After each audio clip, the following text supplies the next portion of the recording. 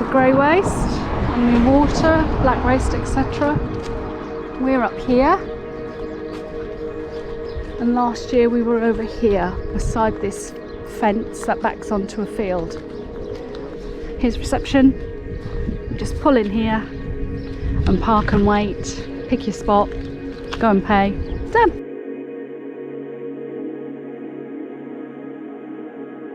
These are all sticks that they've chopped because these guys up here are trying to build a nest. And I don't think it's going to work because they're balanced on a light.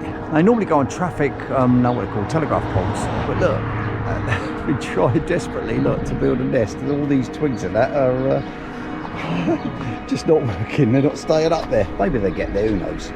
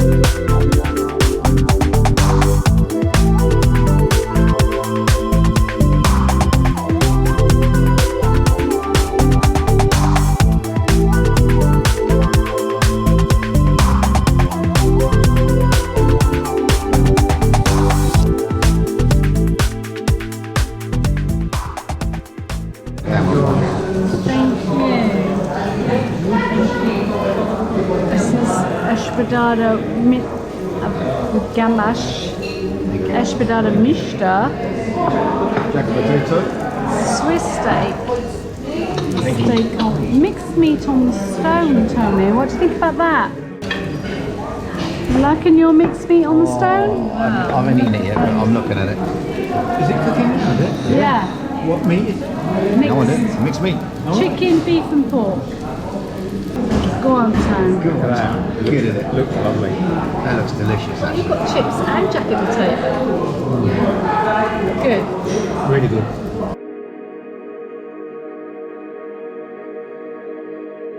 So we are back at Stork City.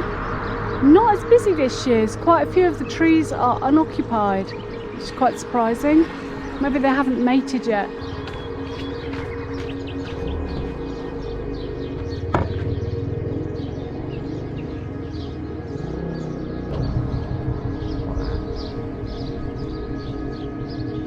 Look at the storks all in the water. Turtle there. Terrapin! He's looking up at me. He's smiling. Look. Hey. Can you see the terrapin? Terrapin, not turtle, yeah. He's here. Did you see it? Yeah, I'm getting it on film, hopefully.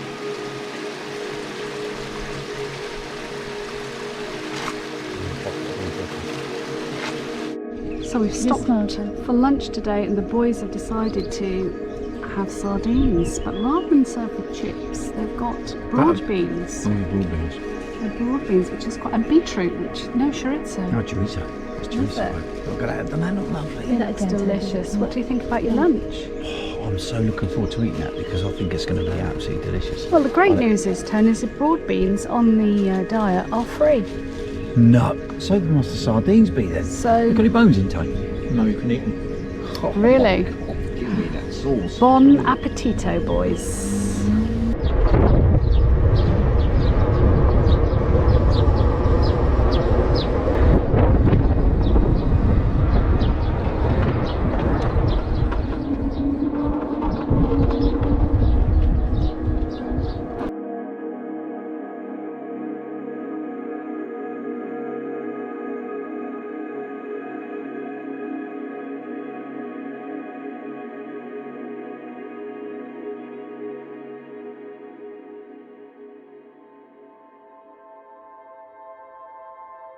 So we have arrived at our first park up on the N2 route, and it is a place called Almodovar.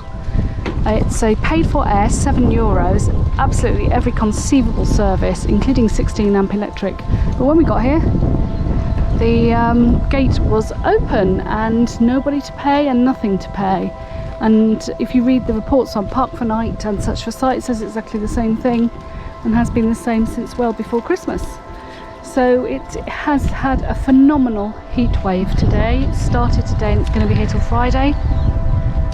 We've decided to sit in the van till 5 o'clock and try and let the rest of the heat dissipate. It's 5 p.m. and we're going to go and walk into town. We're probably going to regret it, but anyway, let's go adventurising. So we're in, we've parked up. I think there's a little sports centre up around here. Apparently there's a Turkish bath. Not something that Julie and I fancied today, given the temperature. So we're just out the gate, and immediately just out the gate we've come across this bicycle area where you can fix your bike if something goes wrong. Look at that, all screwdrivers, spanners, all things hanging up for you to use to try and fix your bike. Put your bike tyre in there. Urban Fix. Never seen that before. Way to go, Almodovar. Here's the red flower, the symbol of liberation. So Almodovar is supposed to be known for its shoes, and here in the centre we were on a roundabout and there's a man mending shoes at scrap metal. So here we are in Almodovar at a little cafe called O Café da Sua Vida. And we have just ordered our drinks, and I have got a beautiful glass of sparkling water. Tony has a Coke Zero, Tony B has a Coke Zero, and Deborah's got a coffee. And we've just been given a plate full of some kind of a bean. Broad beans, I believe. Broad beans. I'm going to try one because... So we'll give them all a try. Alright. Well, they're like pickled or something. You're on your own with those, boys. No, not for me. Not for me. Then we've got little swifts up there nesting, which is rather beautiful. And so we are now just going to enjoy our drink before we have a wander back to the van for our evening meal. We're now in Placa de la Repubblica. We've got their red flowers ready for National Day, Liberation Day. No milk. I've got this lovely altar here.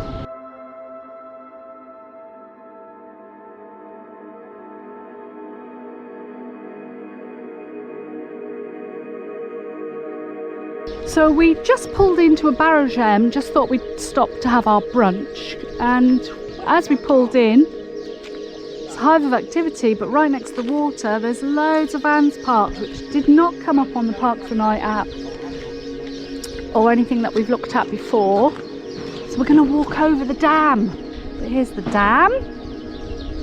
It's another Scorchio day today. It's supposed to get up to between 36 and 38 C as we enter the heat dome that's spreading across Portugal and Spain. But this is a long walk across. I don't think we'll make it the whole way. But lovely. This could definitely be a park for night for a couple of nights if you weren't in any hurry. Beautiful.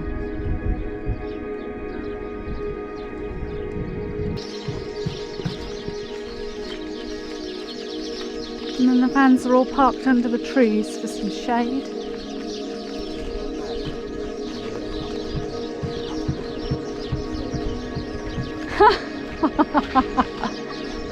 Just realised they were on the Almodovar. We didn't know this was here. We only stopped for lunch. Only for the lunch? Only for lunch, and we were surprised to see it's a park up. That is so beautiful. It's gorgeous. Yes. Gorgeous. Just stay, Yeah. sleep. So we've just bumped into the lovely Dutch couple that was parked in the same park up as us last night at Almodovar. They knew about this place, but they'd never been here before. Here we are. Down to the water's edge.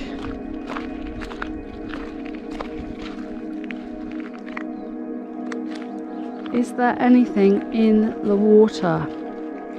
Let's find out.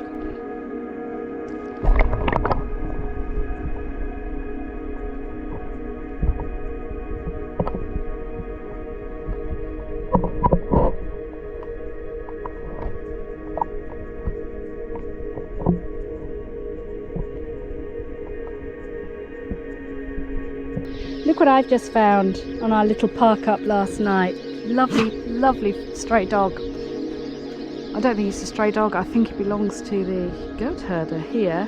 He stayed with us all day yesterday afternoon in the shade. He was lovely. And when we cooked, he didn't beg for food. He just sat and laid in the shade. He was just such a lovely dog. So last night, we pulled up into the Barragem do Roxo yesterday afternoon. If you remember the dam here, we were going to stay for lunch only. And then what happened was we loved it so much. It was such an incredible place to be. Right here on the water.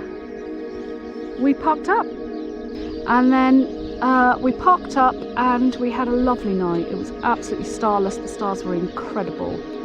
And so we stayed the night, and this morning we're moving on and we're going straight to Ivora.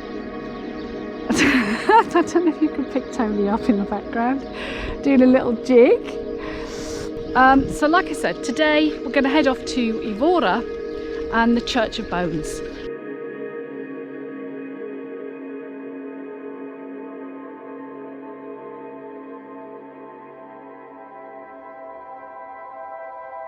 Debbie had on time lapse. I just don't know what to do. Anyway, Deborah. Yes.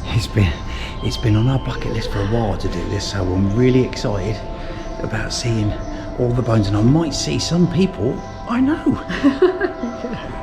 Especially after the diet. So here we are, we've arrived, and it's €6 per person for an adult. As I said, it's been on our bucket list for years. So let's go in and get a ticket. Oh, hello. Interesting. Oh.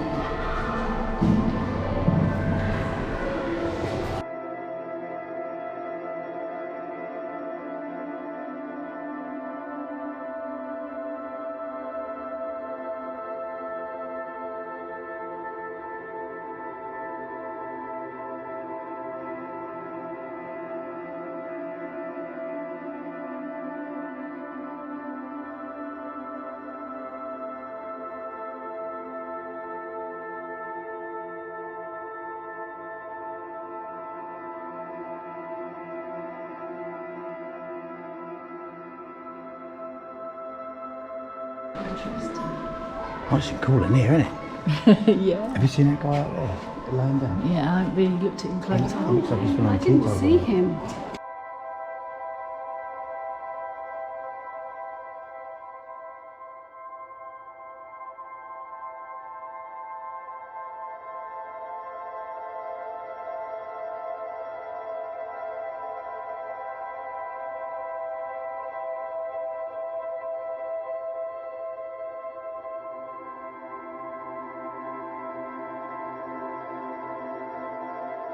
Have you noticed something about that, about those Church of Bones and that all the skulls are all the size of women's skulls?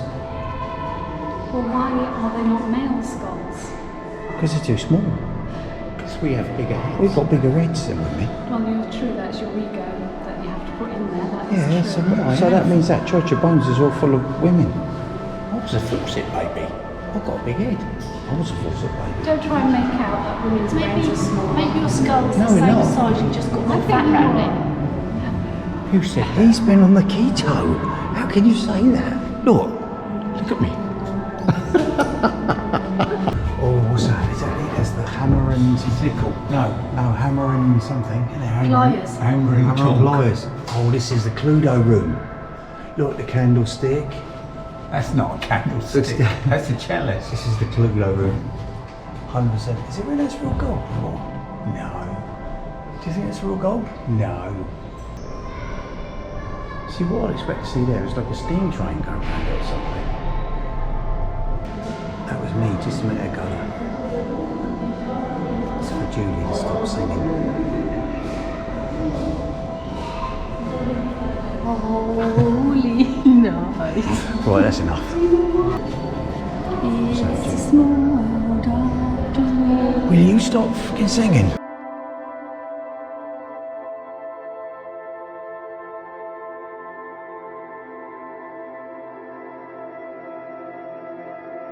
So we're here at O Parque dos Lietos. Recommendation from the campsite. So that's all right.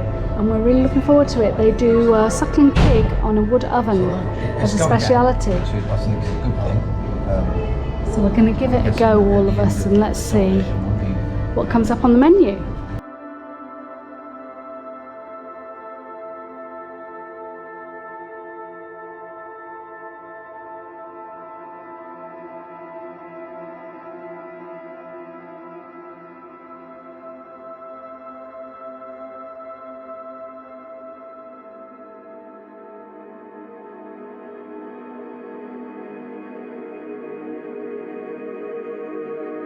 We have arrived at Camping Orbiter Montargil, and as you can see, it's bank holiday weekend, folks, and it is sardine time. We had a hell of a time finding a pitch number one, but this group here were brilliant in showing us round, left a bit, right a bit, back a bit, full circle. They were really, really excellent, lovely people, so we gave them some beers to say thank you, which they drank straight away. We think they're having a siesta. We are going off in search of the water because we are on a barragem. So let's go and find it. Let's go, Julie. Let's go this way. Adventurizing. So as you can see in the tent pitch, you've got to be comfortable with sitting right next to other people. Because if you're not, you've scuppered it. They are cheek by jowl. It's like being at Blooming Festival, I've just said, here. So we still can't access the water. We can see it there, but there's a fence all the way around. I think just up here is the swimming pool. Can you imagine us trying to tout an 8.8 metre motorhome around here and trying to find somewhere to park? It was bloody stupid, to say the least. So that's the swimming pool, everyone, and you can hear it's chaos. But culturally, it's just not what we're used to. The Portuguese people are lovely and friendly. They've been ever so helpful this afternoon, but they don't mind being in your intimate space. They walk across your pitch, they don't see anything wrong with that, to take a shortcut, etc, etc.